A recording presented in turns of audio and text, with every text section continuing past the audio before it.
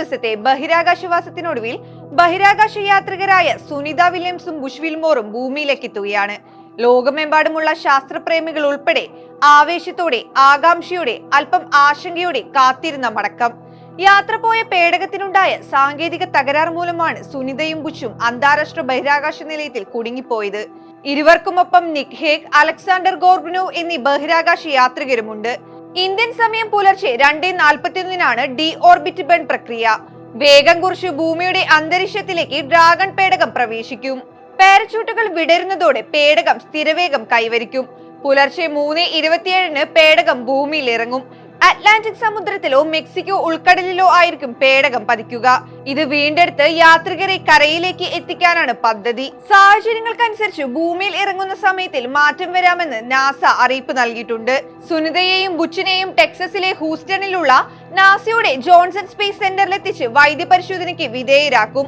ബഹിരാകാശത്ത് ഗുരുത്വാകർഷണമില്ലാതെ ഇത്രനാൾ കഴിഞ്ഞ രണ്ടു പേർക്കും ഭൂമിയിലെ ഗുരുത്വാകർഷണവുമായി വീണ്ടും താതാത്മ്യം പ്രാപിക്കാനുള്ള സഹായങ്ങൾ നൽകും. ബോയിങ്ങിന്റെ സ്റ്റാർലൈനർ പേടകത്തിന്റെ മനുഷ്യനെയും വഹിച്ചുള്ള ആദ്യ പരീക്ഷണത്തിന്റെ ഭാഗമായാണ് സുനിതയും ബുച്ചും 2024 ജൂണിൽ ISSലേക്ക് പോയത്.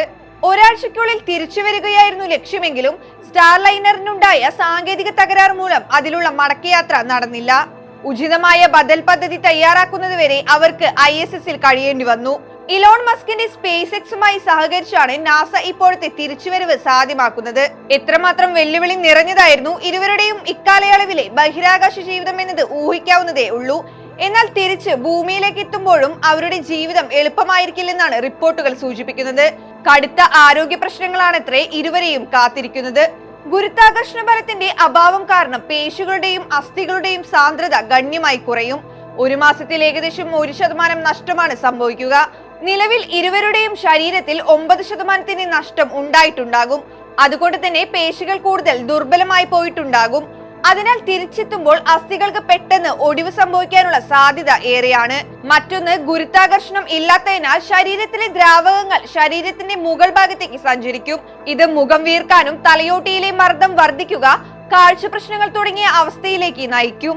ചിലർക്ക് കണ്ണുകളുടെ ആകൃതിയിൽ മാറ്റം വരുത്തും. ഇത് കാരണം കാഴ്ച നഷ്ടപ്പെടാനുള്ള സാഹചര്യവും ഏറെയാണ്. ഹൃദയ സംബന്ധമായ പ്രശ്നങ്ങളും ഉണ്ടാകും.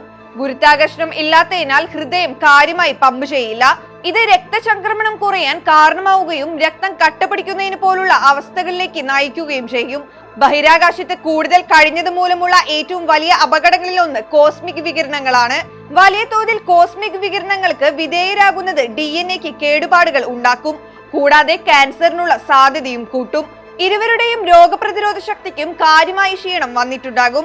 അതിനാൽ പെട്ടെന്ന് രോഗം പിടിപെടാനുള്ള സാധ്യത ഏറെയാണ്. ഉപാശയ പ്രവർത്തനങ്ങളിലും മാറ്റം സംഭവിക്കും. ശരീരഭാരം കുറയാൻ ഇത് കാരണമായേക്കും. ചിലർക്ക് വിശപ്പ് നഷ്ടപ്പെട്ടേക്കാം. ബഹിരാകാശത്ത് വസ്ത്രങ്ങൾ ശരീരത്തിൽ നിന്നും പൊങ്ങിക്കിടക്കും. അതിനാൽ തിരിച്ചെത്തുമ്പോൾ വസ്ത്രങ്ങൾ നൽകുന്ന ഭാരം ഇവരെ വളരെയധികം ബുദ്ധിമുട്ടിച്ചേക്കാം. ഇവരുടെ കാൽപാദങ്ങളിലെ തോലുകളെല്ലാം അടർന്നു പോയിട്ടുണ്ടാകും. ഒരു കുഞ്ഞിന്റെ കാൽപാദം പോലെയായിരിക്കും ഇവരുടെ കാലുകൾ. തിരിച്ചെത്തുമ്പോൾ നടക്കുകയെന്നതും എളുപ്പമാകില്ല. ശാരീരിക പ്രശ്നങ്ങളോടൊപ്പം തന്നെ കഠിനമായ മാനസിക പ്രയാസങ്ങളും ഇരുവരും നേരിട്ടേക്കും.